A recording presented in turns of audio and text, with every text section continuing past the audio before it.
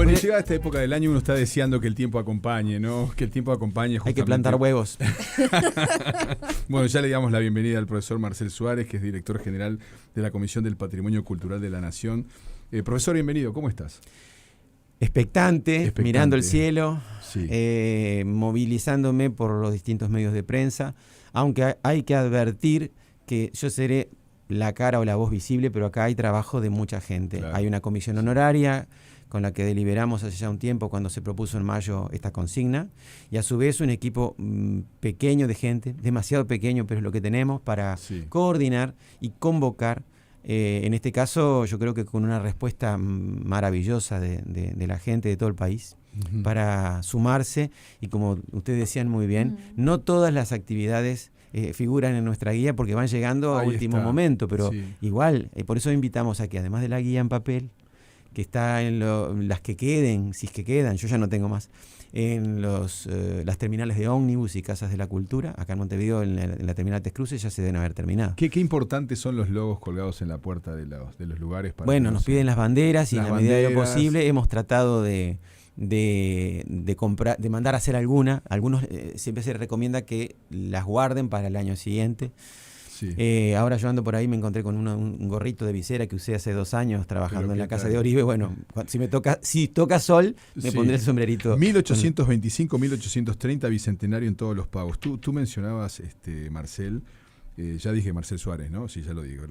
Mencionabas a 200 años del quinquenio histórico, ¿no? ¿Qué necesidad de buscar definiciones de un tema que se sigue discutiendo? Y cómo materializarlo en un fin de semana patrimonial. Es una consigna que no es excluyente de otras actividades. Están previstas 1.500 actividades, deben ser más, en más de 500 sitios. Y como decía, se siguen sumando, siguen llegando, circulando por redes sociales. Entonces decía, y ya voy a lo del quinquenio. Está en la guía en papel, hay una guía digital en la página web de la Comisión de Patrimonio, que tiene algún dato más, pero se van sumando permanentemente. Estos días han llegado y siguen llegando ahora. Yo seguía recibiendo, algunas ya tenía en la noticia y otras no, de distintos departamentos, de distintos lugares del país. Así que yo sugiero que exploren por ese lado. Y respecto al tema, bueno, hubo ahí una reflexión colectiva que no solamente se dio en la interna de la comisión, sino también dialogando con otros actores institucionales del Ministerio de Educación y Cultura, para articular, para engancharnos con eventos que ya se venían planificando desde hace meses, antes del cambio de autoridades, a nivel de departamentos o de instituciones como la Asociación Patriótica del Uruguay, que fue la que pensó la idea de la marcha a caballo entre Rincón y Sarandí, que se inicia justamente mañana, junto con el acto de apertura en Fray Bentos. Las intendencias, Soriano, Florida, motivos sobraban para celebrar, pero no solamente quedarnos con el año 25, sino superar un poco el debate historiográfico y plantear que es todo un proceso que involucra el año 28. San José lo tiene plasmado incluso en sus espacios públicos. Hay un monumento que entre las fechas que menciona está el 4 de octubre del año 28 con la Convención Preliminar de Paz. Nuestro embajador Maragato, Jaime Clara, me dijo, ese es nuestro día de independencia, el 4 de octubre, y él lo conmemoran en San José. Entonces, eso yo creo que es una riqueza del asunto, como para verlo como una curiosidad y como algo para hacernos pensar. Por eso, además de la guía, tenemos la revista para...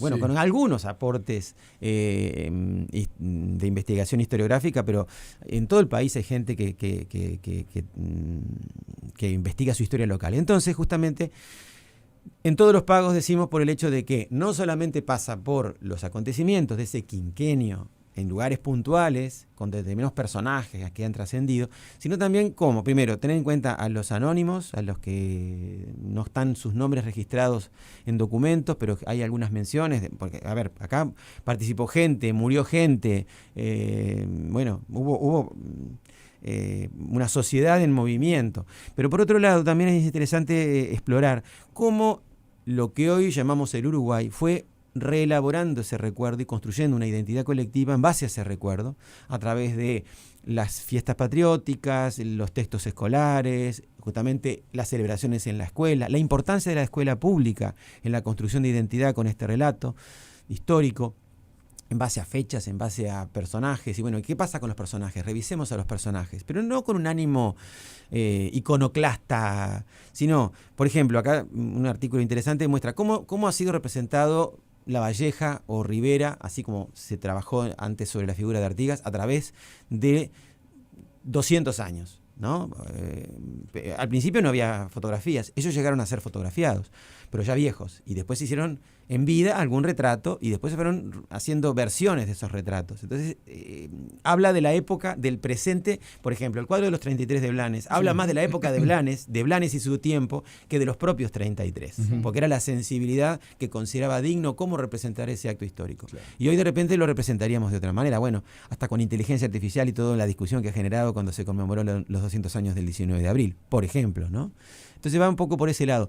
Cada comunidad tiene sus recuerdos, sus crónicas, incluso material fotográfico de cómo hace 50, como hace 100 años se conmemoraba el 25 de agosto o el 18 de julio. Hay calles, plazas, clubes, instituciones culturales que se inauguraron en estas fechas. Entonces, bueno, ¿por qué estas fechas? Porque son importantes. ¿Cómo se fue dando todo ese proceso? ¿Y cómo llegamos al siglo XXI mirando ese pasado sin verlo como algo congelado, que está lejos, ajeno a nosotros, sino que lo tenemos en la vida cotidiana? Porque transitas por la calle 18 de julio, ¿por qué se llama 18 de julio?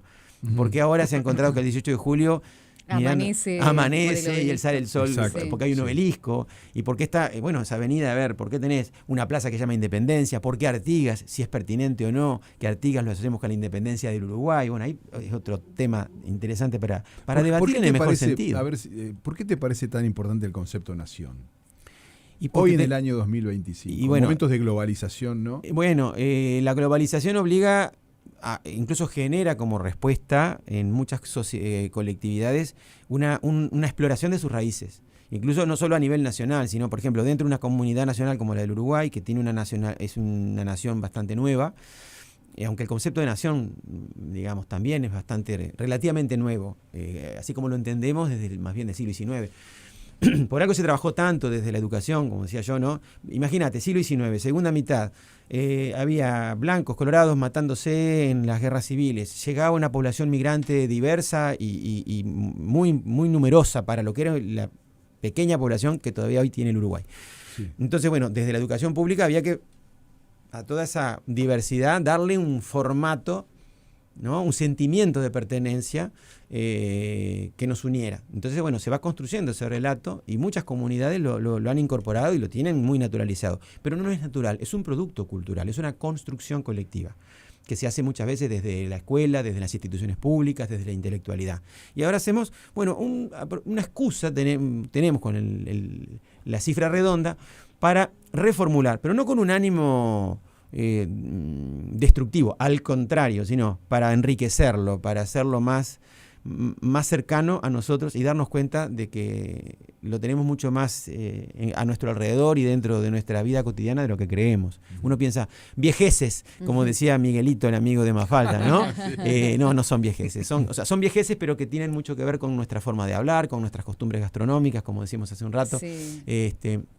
Para tratar de comprender. Entonces tú hablabas de la globalización. No solamente lleva a que se reivindiquen, por ejemplo, identidades nacionales, sino incluso dentro, países como España, las identidades locales, y en un país como el nuestro, estaba diciendo, por ejemplo, los colectivos de descendientes de determinados migrantes, o los descendientes de los pueblos originarios, que también, o los afrodescendientes, y yo lo tomo como un desafío interesante, lo considero desde mi perspectiva como viejo docente.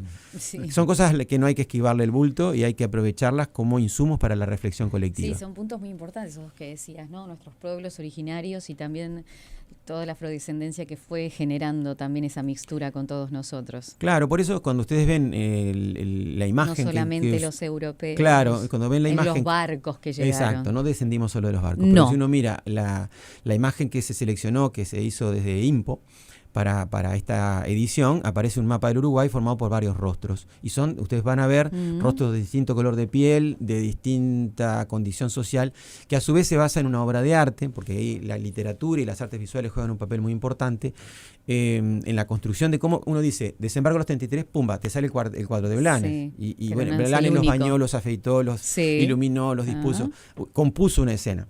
Y en el caso del mapa del Uruguay está tomado, inspirado en un mural, lamentablemente muy deteriorado, del año 36, que está en el Liceo 2 de Florida, que se llama El pueblo de Florida marchando hacia la Piedra Alta. Es un mural de la época del muralismo mexicano, pero que acá en el Río de la Plata hubo muralistas en el Río de la Plata, en Uruguay y Argentina, aunque Seade, que es el autor de ese mural, en el cual nos basamos, porque lamentablemente no pudimos tomar registro fotográfico del mural que nos convenciera, porque está muy deteriorado. Esperemos que algún día podamos intervenirlo. Y era para aludir a esa diversidad, ¿no? Y también a la diversidad de territorios, donde, bueno, hay, ya les digo, más de 1.500 actividades y son muy diversas. Hay escuelas rurales, hay clubes deportivos, hay sociedades nativistas. Bueno, en eso de lo que hablamos de cómo llegar a ser parte de este Día del Patrimonio, cómo funciona la comisión, todo surgía antes del aire que me mandaban con respecto a La Valleja, que hay había registrado solamente 2 lugares para visitar, y me decías que primero lo que aclarabas al principio, pero que puede haber otras actividades que no hayan quedado probable. Hay que verificar, sobre todo a nivel de las redes sociales y de páginas de las intendencias, digo, para distintos departamentos. Eso, y también el plan, seguro lo que juega las intendencias, ¿no? Y en esto que tuvimos justo un año ahí con cambio de autoridades, pero sobre todo las direcciones de cultura que tienen las intendencias, continuaron con el trabajo, continuaron con un trabajo, ¿no? que arrancamos nosotros. Acá se hizo un anuncio, una presentación del Día del Patrimonio que fue en mayo, si no recuerdo mal, el 15 de mayo. Ahí se abrieron las inscripciones en un sitio, en un formulario web, y a partir de ahí se iba recibiendo y ordenando la información y asesorando cuando había alguna duda, tanto de parte de los interesados como de parte de la coordinadora y los funcionarios que estaban a cargo de esa tarea. Perdón, no quiero interrumpir, pero quería que nos mencionaras como director general hacia algo que en esta oportunidad se pueda destacar. Hay mucha cosa para destacar, por supuesto, ¿no? Pero con algo diferente a años anteriores. Que bueno, en tanto estoy en mi primer año, no sé si podría comparar mucho desde la coordinación. Anoche en Telemundo mostrábamos, por ejemplo, en el centro de Montevideo, la casa de Susana Soca. Bueno, ahí, que mucha gente ni idea tenía lo que es eso por dentro. Exacto, Susana Soca, que fue un personaje que hay que seguir explorando. Una mujer del mundo de la cultura, de la literatura sobre todo. Su casa, en la que estuve de visita hace poco, caballeriza incluida. Queda de Susana, de la casa de Susana, el edificio en un relativo estado de conservación. O sea, eso fue una casa muy lujosa, de una familia muy adinerada, muy vinculada a la cultura francesa, con mobiliario, con obras de arte de un valor inestimable. Aparece una foto de Susana Soca retratada por Picasso, que no sabemos dónde fue a parar ese retrato. Ese detalle no es menor. Hay un Picasso ahora, en la vuelta. Cuando uno va a la casa hoy de Susana Soca, encuentra la cáscara de la casa, ¿no? La estructura básica. Una casa donde hay una gestión de una ONG, pero que, bueno, con las limitaciones que tenemos los uruguayos en materia de recursos. Claro. Pero también eso forma parte de la realidad. Por supuesto, ¿no? Por supuesto. Hoy está la dimensión festiva. Después, en otra oportunidad, podemos hablar de la dimensión más problemática de la gestión del patrimonio, que es muy compleja tenemos a nivel nacional. Pero, profesor, y yo mencionaba este caso, ¿no? Y es una oportunidad, aunque la Casa Susana Soca tiene actividades culturales en el correr del año, pero abrirse así es una oportunidad interesante. O la residencia presidencial de Suárez y Reyes. Que elige mucho la gente. Hay lugares como muy emblemáticos. Porque abren solo en esa oportunidad. Hay la Embajada de Panamá, la Embajada de Francia, se me está quedando alguna en la memoria. España no se va en esta oportunidad. La Embajada de España, que no creo que es la primera vez que abre. Bueno, y entonces, para comparar, a mí no me tocó participar de manera tan directa en ocasiones anteriores. Me tocó participar de repente estando en instituciones que abrían sus puertas. Yo trabajé añares en el Liceo 1 Las Piedras, abría los sábados y hacíamos visitas guiadas porque tiene una pinacoteca. Hay escuelas rurales, urbanas, liceos, escuelas técnicas. Tú hablabas hoy a nivel de facultades. Ay, no, divino. Hay una diversidad de propuestas maravillosa. Sí, hay un artículo que además sale hoy en el diario El País de la Gran María de Los Ángeles Orfila, pero que tiene a un amigo de la casa que supo tener aquí columnas mucho tiempo, que es Alberto Panisolo, Y que mirá lo que se le ocurre conectar. En el Día del Patrimonio, que se celebra este sábado y domingo, Luis Alberto Panisolo, que es máster en Ciencia e Ingeniería de Alimentos, invita a mirar el periodo 1825-1830 desde una perspectiva poco explorada. ¿Qué comían los orientales antes de entrar en combate? A las 16 horas del sábado en la Facultad de Química dará la charla "Sean los orientales tan ilustrados como buenos comensales". Eso es lo que una llama maravilla. encontrarle la vuelta, ¿no? También Pero sí hay miradas interesantísimas, y por eso yo no me juego a decir, bueno, la estrella va a ser tal cosa, Exacto. Porque desmerece un poco el esfuerzo que hace muchísima gente en toda la República. Pero está bueno Sí. decir, mira, tal lugar es la primera vez que abre. Claro, pero yo sugiero por eso explorar esas fuentes de información. Tratamos siempre de tener actualizada, la guía en papel, la que la tenga, pero igual explorar en las páginas, en Profesor, la guía digital sí. y las redes sociales. Vamos a dar las direcciones en un instante justamente para que todo el mundo tenga Ahora las comparto enseguida. Muchas gracias, será fundamental. Pero, ¿cómo condiciona un pronóstico del tiempo las actividades? Bueno, las que son al aire libre hay que estar atento. Por ejemplo, ahora nos acaban de informar, antes de entrar, unos minutos, que en la casa de Suárez y Reyes la actividad prevista para hacer al aire libre en los jardines va a ser suspendida por lo menos el domingo. No me acuerdo ahora si eran los 2 días. Pero puedo consultar. No, por favor, pero, es un detalle no menor. Pero, claro, hay no algunos, es que llueve y se acaba todo, no. O sea, muchas actividades se van a modificar. A replanificar, ¿no? de alguna manera, la tecnología adecuada. Y ¿no? a veces, hay que agarrar el paraguas. Sí. Acá dice, domingo, es el domingo. Suspendimos, o sea, el sábado, que se supone que va a estar más benigno, domingo suspendimos actividades en los jardines de la residencia. Se me ocurre preguntar algo. A veces, porque ahí entramos en esa situación de lo que no podemos controlar. Por ejemplo, a mí realmente me genera muy lindas sensaciones caminar por el centro de Montevideo en el Día del Patrimonio, el fin de semana, el sábado especialmente, ¿no?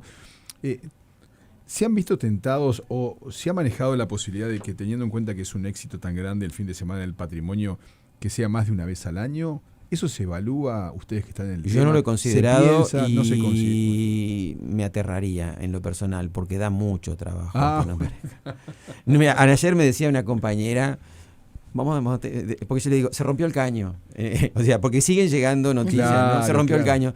Vamos a terminar en 3 días, porque es un día solo, ¿no? Vamos a tener en 3 días. Dios libre y guarde, le digo yo. Porque, a ver, que se comprenda, este asunto no pasa. Te dije, me está contestando la compañera en este momento. No es que no nos interese realizarlo, pero no es solo fiesta. Hay toda una faceta de la gestión del patrimonio que ustedes como comunicadores la sabrán, las reclamos de la sociedad civil cuando se pierde arquitectura, pero se pierde bienes de valor arqueológico, de valor paleontológico, y somos muy poquita gente para atender demasiados kioscos, ¿no? Somos unas 18 personas y hay algunas que están ya con un pie en la jubilación y a veces hay que movilizarse, en todo el territorio nacional. Claro. Entonces, los recursos son limitadísimos. Vieron que todos estamos llorando, ¿no? Porque en esta época todos. Es la época del llanto. Pero eso nos condiciona muchísimo, porque a veces lo que puede interpretarse como indiferencia es porque hacemos lo que podemos con una multiplicidad. Porque no tenés con qué, literalmente. En cualquier momento yo termino siendo portero. Bueno. Dentro de unos días. Sí. Que no es que me parezca una función poco digna, sino que, si yo me pongo a atender la puerta, no puedo atenderlos. Justamente las solicitudes o que vaya a visitar un lugar o de recibir personas que en nombre de distintas instituciones, plantean inquietudes. Y son la mayoría legítimas, comprensibles, y hay que decirles, por lo menos vamos a Profesor, ¿y cómo hacemos saber las personas que se están entusiasmando? Sí. Porque además te cae la ficha tarde, ¿no? Cosa que es natural, porque uno lo ve bien. A la uruguaya. Todos sabemos que el fin de semana del patrimonio es en octubre, pero te acá cae esto incluso se suele anunciar en abril, este año, con el tema de que asumimos en marzo, que arranca con un incendio, dicho sea de paso, en un monumento histórico nacional. Nos costó un poquito también arrancar para hacer la adaptación, aunque yo venía trabajando como asesor anteriormente, en el periodo anterior, y a su vez acordar con la comisión. Hay una comisión honoraria con representantes del Poder Ejecutivo, del Ministerio de Cultura, del Ministerio de Transporte y de la UDELAR, y ahí fue con ellos que, acordamos este tema, y a su vez hay un conjunto de funcionarios que son los que tratan de llevar adelante y de atender los temas cotidianos. Y ahí estamos. Entonces, si nos proponen hacer más días, bueno, vamos a tener que conversar seriamente con nuestras autoridades para que nos permitan tener las condiciones para atender. Es un compromiso muy grande. Bueno, y vamos a la web. A la web, para ver la guía digital. Invitamos también, sugerimos, cuando estamos hablando de distintos departamentos, que incluso en Montevideo es probable que aparezcan actividades que no llegaron a tiempo para esa guía. Por eso se anuncia con tanta anticipación, para que se vaya ordenando y registrando, para que esté accesible la mayor cantidad de, la información más actualizada posible. Pero siempre aparecen a último momento o dicen no aparece lo nuestro y nosotros nos inscribimos. Bueno, se trata en lo posible de que eso no ocurra y que se haga con el debido tiempo. Y bueno, hay gente que engancha y se entusiasma en septiembre. Y empieza a difundir. Bienvenido sea. Bienvenido sea. Y yo creo que también corresponde al mismo tiempo agradecer muchísimo, porque esto no funcionaría. Primero, si no tuviéramos al personal que pone el hombro, pero además si no tuviéramos la respuesta ciudadana de las instituciones públicas, de instituciones privadas, de grupos de vecinos, de repente, de una comisión vecinal, que quieren participar, que quieren formar parte de la fiesta. Entonces, esto no funcionaría, no movería tanta gente si no hubiera tantas instituciones que a veces en forma honoraria, porque aparte la consigna es que la entrada sea libre. Entonces, es un servicio, es un voluntariado que se hace. Claro. Y eso es maravilloso, pero nos falta todavía mucho por hacer. Además de celebrar, atender los casos que no son tan merecedores de una celebración, cuando vemos, cómo se van deteriorando sitios y cómo vamos perdiendo también. Por un lado es inevitable por el paso del tiempo, pero a veces hay cosas que son prevenibles y que generan mucho dolor a todos. Créannos que a nosotros también. Profesor Marcel Suárez, muchas gracias. Gracias a ustedes por haberme invitado. Va a tener un fin de semana muy intenso. Bien realmente. Intenso, no he parado en estos días, estoy durmiendo pocas horas y después espero poder reponer un poquito. Profesor Marcel Suárez, vale la pena, por supuesto. El director general de la Comisión del Patrimonio Cultural de la Nación, entrevista que pueden volver a escuchar en las redes sociales de Sarandí. Se viene el pase de la mañana, informativo Sarandí vuelve al mediodía.